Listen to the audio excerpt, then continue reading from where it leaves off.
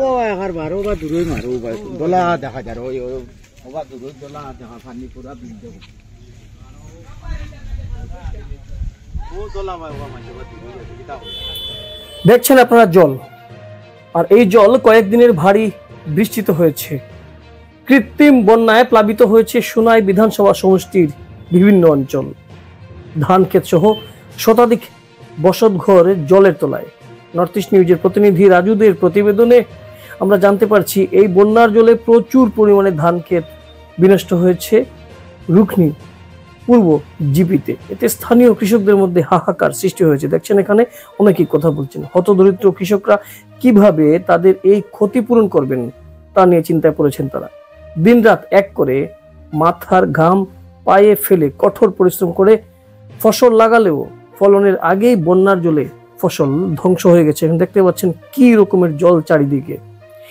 এ নিয়ে আজ নিজ গ্রাম পঞ্চায়েত এলাকার বন্যা কবলিত কৃষকদের দুর্দশার খবর নিতে প্লাবিত এলাকা পরিদর্শন করেন রুকনি পূর্ব জিপি সভাপতি জিষ্ণু রায় সহ জিপির 10 নম্বর গ্রুপের গ্রুপ সদস্য সাজুল হক লস্কর সহ এক প্রতিনিধি দল।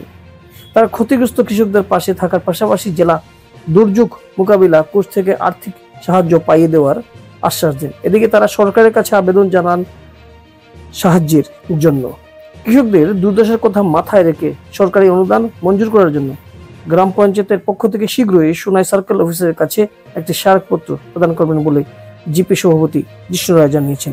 এদিকে কৃষকেরা জানিয়েছেন বন্যার জলে তাদের অবস্থা ভয়ানক। এখানে আপনারা দেখতে পাচ্ছেন বয়স্ক অনেকে কথা বলছেন যারা কৃষিকাজে জড়িত আছেন।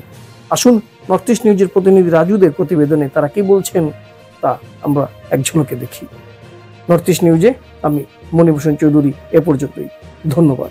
আমাদের ক্ষেত কৃষি বহুত নষ্ট হয়েছে। আমার 10 বিঘা জমিন জলে ডুবেছে। আরো গরু বহিষ্ঠ বহুত অসুবিধায় পড়ে জলে ডুবে গিয়েছে। সরকারের কাছে সাহায্য চাই। রুকনি প্রথম খণ্ড এলাকার 10 নম্বর গ্রুপর রুকনি স্টোর আমরা জনসাধারণ প্রায় 100 বিঘা জমি পানির তলে ক্ষেত গিয়েছে এবং গরু বাছুর মহিষ ছাগল ইত্যাদির খানির লাগিয়েও আমরা বেশি ভুক্তভোগী হয়েছি।